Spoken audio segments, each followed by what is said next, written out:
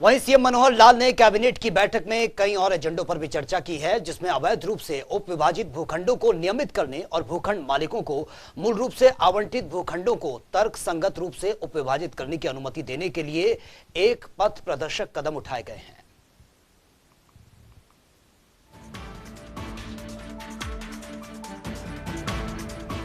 हरियाणा के मुख्यमंत्री मनोहर लाल की अध्यक्षता में शुक्रवार को कैबिनेट की बैठक हुई। इस बैठक में अवैध रूप से उपविभाजित भूखंडों को नियमित करने और भूखंड मालिकों को मूल रूप से आवंटित भूखंडों को तर्कसंगत रूप से उपविभाजित करने की अनुमति देने के लिए एक पथ प्रदर्शक कदम उठाते हुए मुख्यमंत्री मनोहर लाल ने इसे नियमित करने की एक नीति निर्देशों को स्वीकृति दी।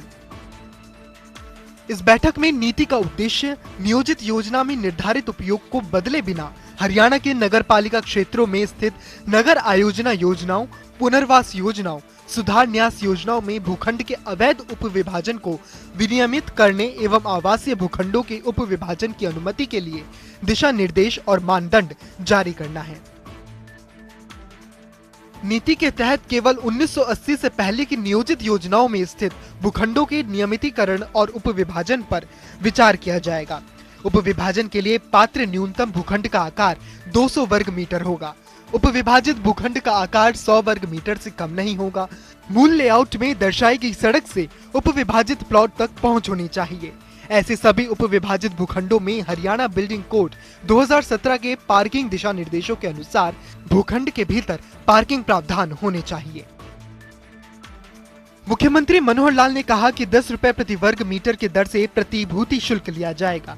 अवैध रूप से उपविभाजित प्लॉट और उपविभाजन के नियमितीकरण हेतु नगर एवं ग्राम आयोजना विभाग की ओर से समय समय पर अधिसूचित लाइसेंस फीस के 1.5 गुना की दर से लाइसेंस फीस ली जाएगी। वहीं सीएम ने ये भी कहा कि नए उपविभाजन के लिए नगर एवं ग्राम आयोजना विभाग की ओर से अधिसूचित लाइसेंस फीस लागू होगी।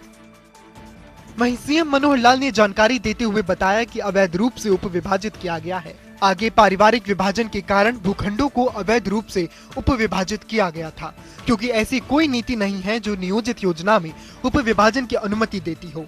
ऐसे अवैध रूप से उपविभाजित भूखंडों के मालिक अपनी भवन योजना को अपनी संबंधित नगर पालिकाओं से अनुमोदित नहीं करवा सकते हैं। वे लागू उपनियमों संहिताओं का उल्लंघन करके अवैध ढांचों का निर्माण कर रहे हैं।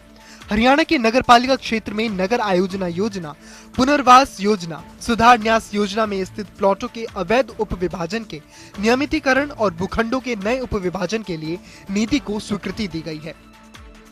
जनता टीवी के लिए चंडीगढ़ से पवन सिमर की रिपोर्ट।